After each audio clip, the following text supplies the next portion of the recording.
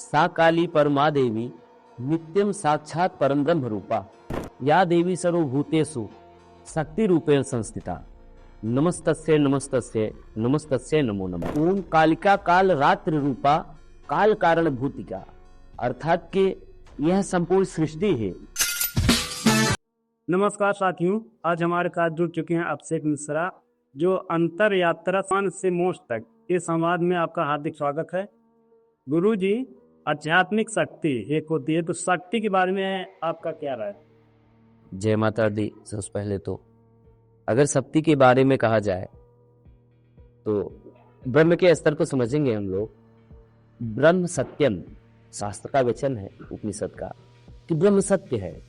लेकिन शक्ति के संदर्भ में शक्ति ब्रह्म स्वरूपिणी कहा गया है, अर्थात कि ब्रह्म को भी अपनी अभिव्यक्ति के लिए, अपने प्रकट होने की स्थिति के लिए शक्ति की ही आवश्यकता होती है। ब्रह्म की भी क्रियाशीलता शक्ति है।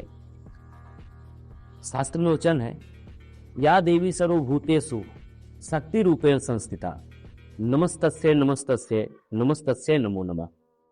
अर्थात कि शक्ति स्वरूपिणी महादिशक्ति को मैं नमस्कार करता हूं। तो शक्ति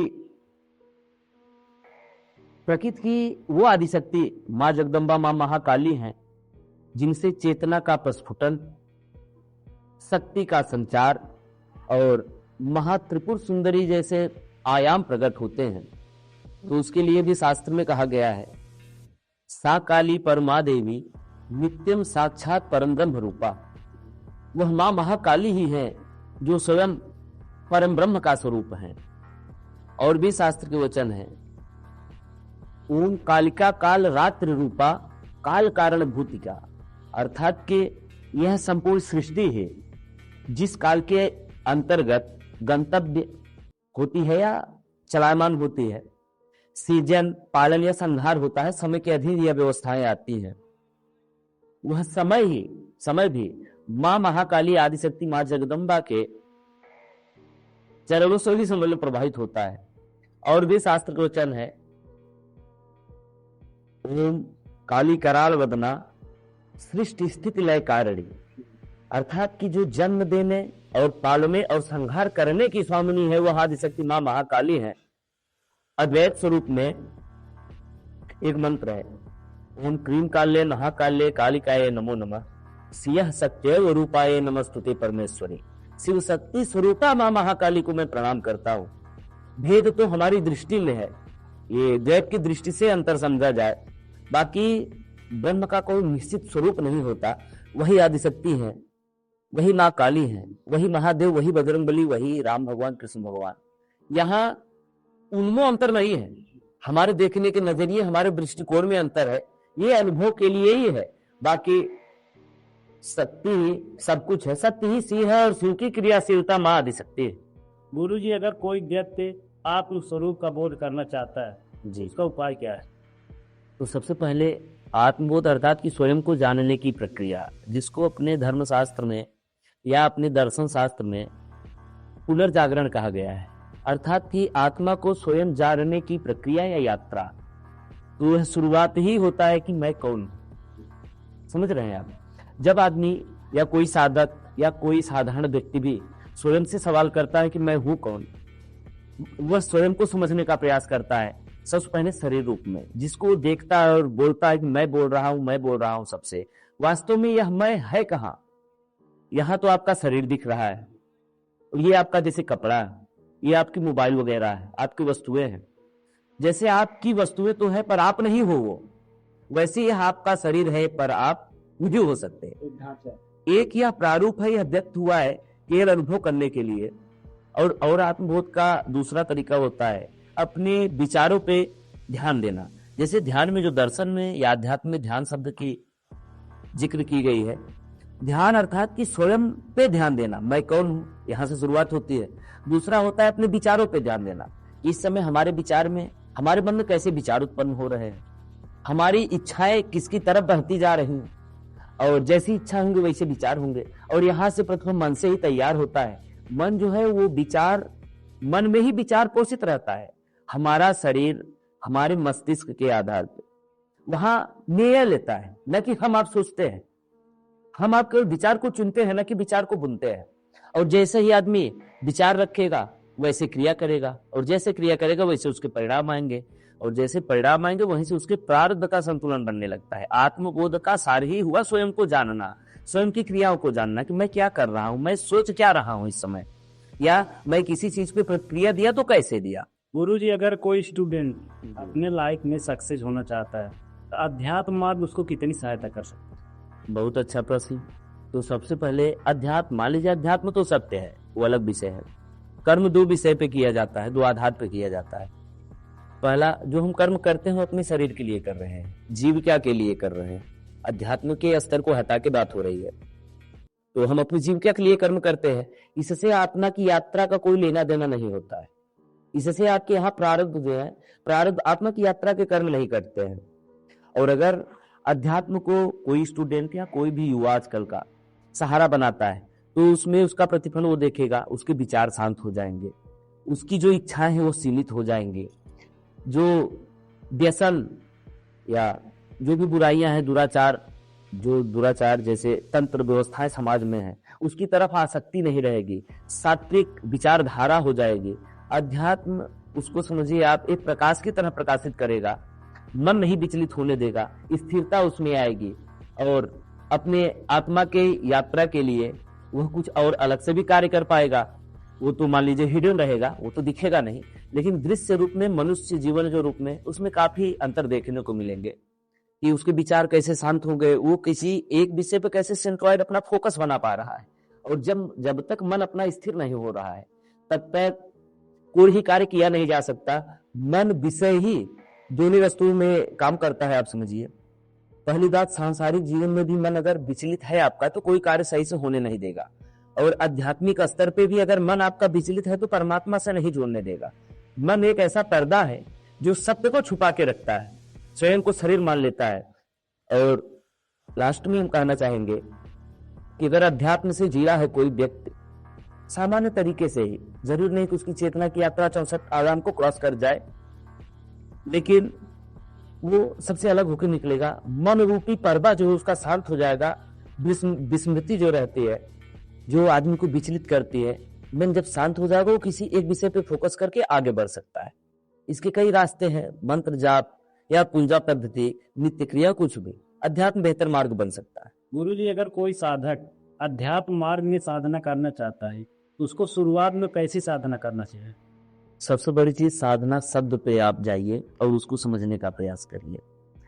साधना अर्थात कि किसी एक विषय पे अपने दिमाग को, अपनी ज्ञानेंद्रियों को उसी पे साध के रखना, अर्थात कि स्वयं को जानने की प्रक्रिया चालू करना। और ये समझना साधना से पहले कि जीवात्मा, आत्मा और परमात्मा में भेद क्या है। जब हम आप अपने अस्तित्व को समझ पाते हैं तो फिर ही उसके बाद ही अपने कार्य में लग पाते हैं, या उसमें अपना रुझान बढ़ता है, झुकाव बढ़ता है। साधना करने से पहले स्वयं को जानने की प्रक्रिया स्टार्ट होती है कि मेरा सोचने का तरीका क्या है। अगर मैं अध्यात्म में जाता हूं तो क्या अपने मनी वृत्तियों को मैं काबू पा सकता हूं, नियंत्रण कर सकता हूं, अब मैं अपनी इच्छाओं को सीमित कर सकता हूं। साधना स्टार्ट करने से पहले, बाहरी साधना स्टार्ट करने से पहले, जैसे आप किसी मुद्रा में बैठते हो या किसी निश्चित स्थान पर बैठते हो, किसी निश्चित इष्ट या लौकिक अलौकिक शक्तियों का आह्वान करते हो, उसके पहले आप इंटरनली तो तैयार होंगे।